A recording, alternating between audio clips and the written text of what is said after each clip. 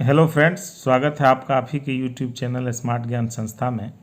आज हम सीखेंगे लघुत्तम समापवर्त और महत्तम समापवर्तक के बारे में। तो देखिए, लघुत्तम समापवर्तक इसको बोलते हैं इंग्लिश में एलसीएम। एलसीएम का फुल फॉर्म होता है लीस्ट कॉमन मल्टीपल। एंड महत्तम समापवर्तक इट मीन्स एचसीएफ।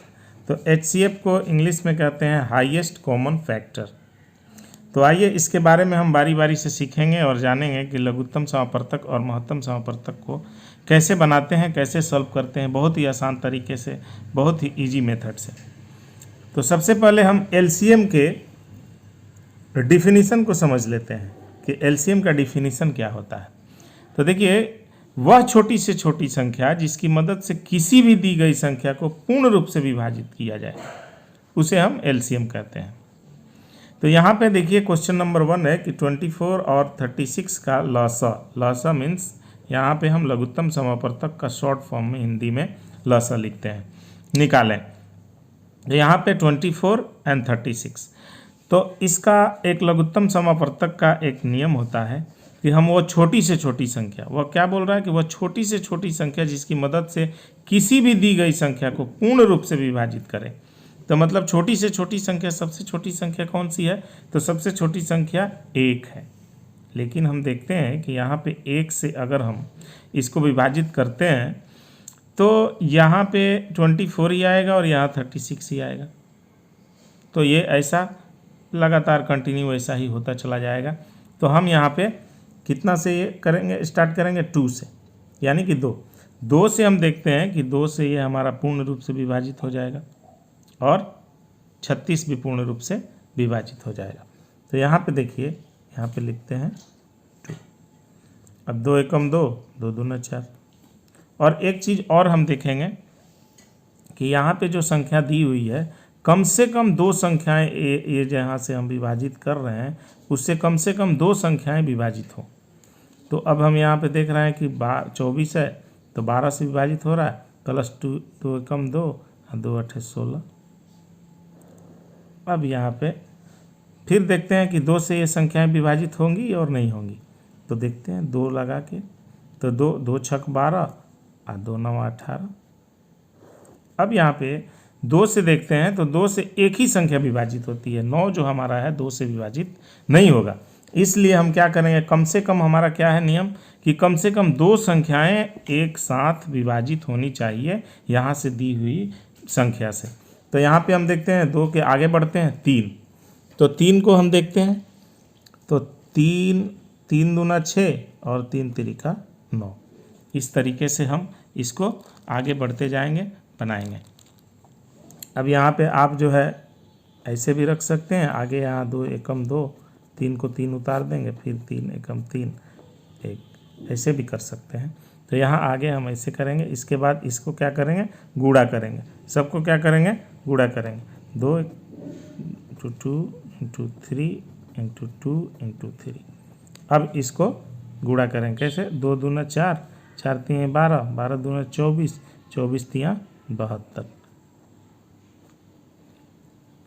तो इस तरीके से हम इसको बनाएंगे। दूसरा संख्या हम ले लेते हैं, जैसे सपोज कीजिए यहाँ पे 6 हो गया, 24 हो गया, 30 हो गया। अभी इसका हमको लॉसा ज्ञात करना है। तो कैसे ज्ञात करेंगे, तो सबसे क्या बोल रहा है, इसका डिफिनीशन क्या है, वह छोटी से छोटी संख्या जिसकी मदद से ये संख्याएं जो है पूर्ण रूप से विभाजित हो जाए। तो हमारा नियम यह है कि कम से कम एक जो संख्या यहाँ से विभाजित करेंगे उससे 2 संख्याएं विभाजित होनी चाहिए। तो हमारा जो है यहाँ पे 2, तो 2 से ये कम से कम 2, ये तीनों विभाजित हो जाएगी। तो 2 3 6, 2 एकम 2, 2 दूना 4 और 2 एकम 2 और 2 5 10, यानी कि ये संख्याएं 2 से विभाजित हो गई। अब हम देखते हैं कि 2 से अगर हम यहाँ पे रखते हैं तो ये हमारी एक ही संख्या विभाजित होगी। लेकिन हमको क्या करना है कि कम से कम यहाँ पे जो हम संख्या से विभाजित कर रहे हैं उससे 2 संख्याएं, यहाँ पे दी हुई जो संख्याएं हैं उसमें से 2 संख्याएं कम से कम विभाजित होनी चाहिए, वरना हम उससे भाग नहीं लगाएंगे, विभाजित नहीं करेंगे। अभी हम आगे बढ़ते हैं 3। तो 3 से क्या ये होंगी, हाँ यस होंगी। 3 एकम 3, 3 चौका 12, 3 5 15। अब यहाँ पे हम देख रहे हैं कि फिर ये 2 से विभाजित आगे कर सकते हैं, 2 दूना 4, फिर यहाँ से 2 से 2 एकम 2, 5 का 5 उतारेंगे, फिर 5 से भी हो सकता है।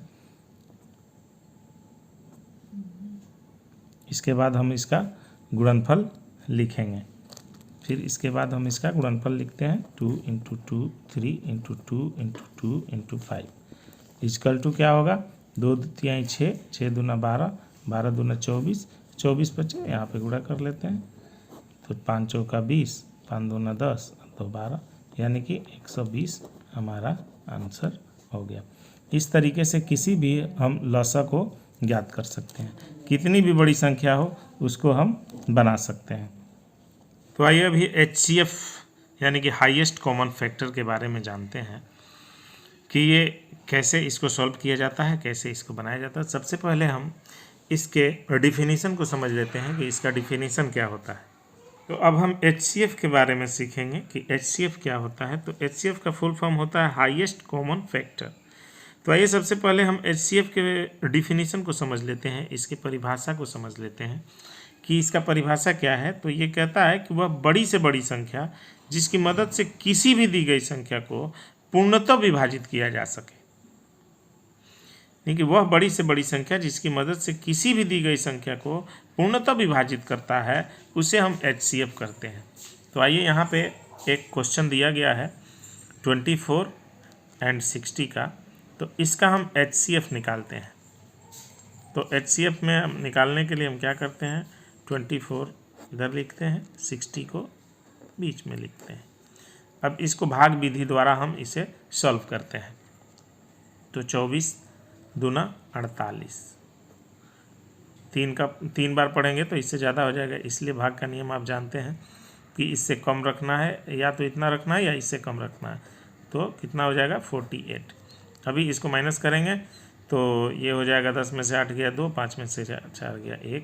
फिर इसको जो है यहाँ पे लेके आते हैं HCF में। जब यहाँ पे जो हमारा शेष आता है, इसके बाद जो हमारा भाजक होता है उसको हम यहाँ पे रखते हैं।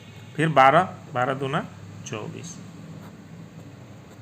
हमारा जो महत्तम समापवर्तक आया हमारा यहाँ पे 12, ये वाला जो पॉइंट होता है ये हमारा आंसर होता है। ये जो है महत्तम समापवर्तक होता है, इसको इंग्लिश में HCF = 12, ये हमारा आंसर हो गया। अब आइए इसको हम एक दूसरे विधि द्वारा समझते हैं। एक ये भाग विधि द्वारा हमने समझ लिया, अभी हम समझेंगे इसको गुणनखंड विधि द्वारा कि इसको हम कैसे करते हैं।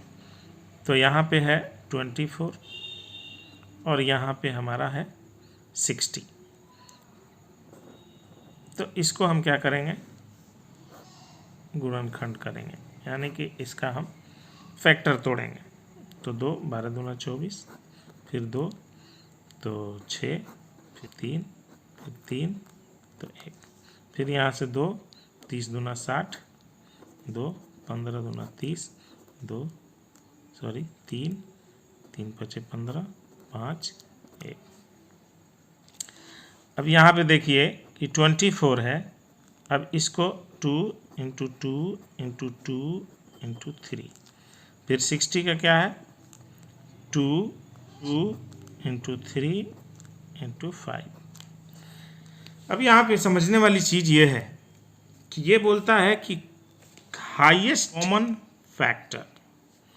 अब यहाँ पे गुणनखंड विधि द्वारा जब हम बनाते हैं तो इसमें ये देखते हैं कि इसमें कॉमन कौन कौन सा है।